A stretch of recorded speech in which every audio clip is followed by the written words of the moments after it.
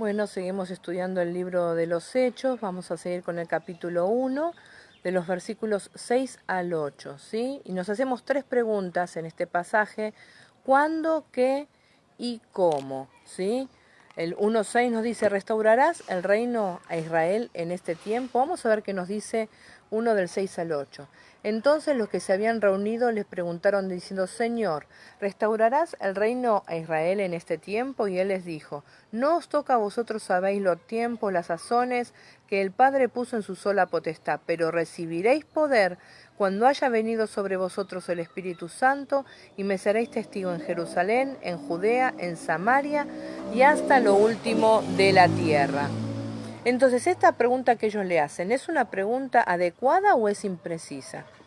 La alusión a la venida del Espíritu Santo se suscitó en ellos la interrogante sobre si la nueva era estaría a punto de venir. Es decir, viene el Jesús le dijo: yo me voy, pero voy a enviar el Consolador, viene el Espíritu Santo. Eso implica que la segunda venida es inminente. Acordémonos que la iglesia primitiva esperaba que ya fuera la segunda venida del Señor una vez que Jesús se fue, ¿sí?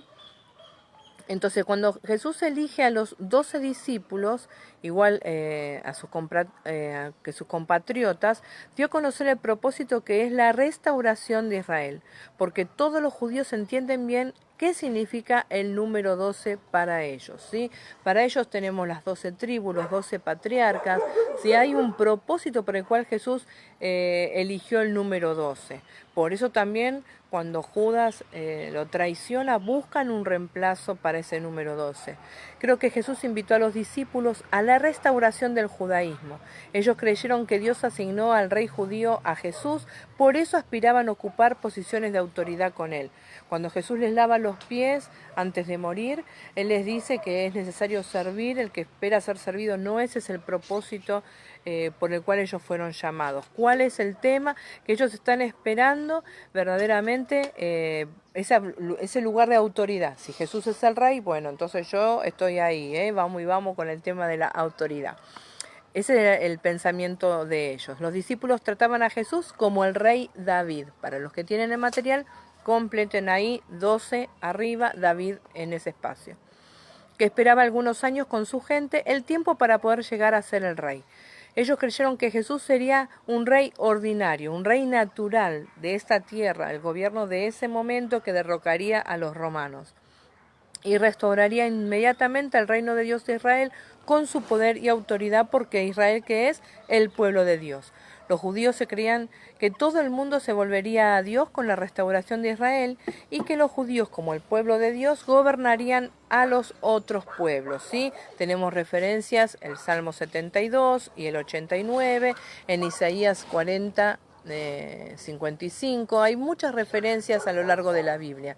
La restauración de Israel y la restauración del mundo no son dos cosas distintas. En consecuencia, la pregunta de los discípulos no era absurda, sino una pregunta normal. Estaban esperando que, como Jesús se iba, automáticamente o en un corto tiempo pudiera volver, ¿sí? Cuando Jesús fue crucificado, los discípulos creyeron que se equivocaron con él, como otros, pero Jesús resucitó y se les apareció y volvió a hablar del reino de Dios.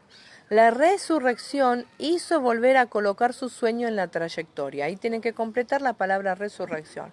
Entonces ellos lo que estaban pensando, bueno, murió, no era el Mesías, pero con su resurrección ellos tenían la esperanza de volver, ¿sí? De que se cumpliera ese reino. Bueno, matecito, cafecito no hay, matecito. Seguimos, ¿sí? Entonces, es lógico pensar que ellos podían estar esperando la oportunidad de esa restauración que añoraba el pueblo de Israel. Sin embargo, la respuesta de Jesús es bien clara y contundente, aunque no toma la forma específica de un no rotundo. Los tiempos, las sazones para el cumplimiento de los planes de nuestro Dios son su exclusividad. Yo no puedo decir, viene tal fecha, viene tal otra, como muchísima gente especula todo el tiempo, ¿sí? Según Marcos 13:32. Sabemos que es solo Dios conoce esto. ¿Qué nos dice el versículo 8 en términos geográficos? Viene a ser un índice del contenido del libro de los Hechos. 1 del 6 al 8. 1 del 6 al 8 dice: y sucedió que cuando Jesús estaba en la barca, 2 de sus discípulos ¿Qué nos va a hablar en todo el libro de los Hechos? ¿No? Como que Lucas le daría un índice a Teófilo, que es el que lo está leyendo. Primero el tema del libro. ¿Cuál es el tema? Me seréis testigos. Testigos de Jesús. ¿Para qué? Para transmitir el mensaje del Maestro. Los primeros 7 capítulos que nos hablan en Jerusalén. Los capítulos 8.1 al 11.18 que nos dicen en Judea y en Samaria. El cuarto hasta Roma, que era lo último de la tierra. Así que, ¿qué nos habla el tema central? 1.8, me seréis testigos. Jesús ascendió al trono como el Mesías de Israel y el Rey de todo el mundo por la resurrección. Nos habla en Romanos 1.4. Esa resurrección es lo que a Él le da la autoridad. Él vence la muerte. Satanás está vencido. La muerte está vencida. Dice Filipenses 2, del 9 al 10, por lo cual Dios también le exaltó hasta lo sumo y le dio un nombre que es sobre todo nombre, para que en el nombre de Jesús se doble toda rodilla de los que están en los cielos, en la tierra y debajo de la tierra. En el siglo I, cuando un nuevo rey ocupa el trono, anunciaban la asunción del rey por todo el territorio y por todo el imperio. ¿Sí? Eso tienen que completar. Territorio y...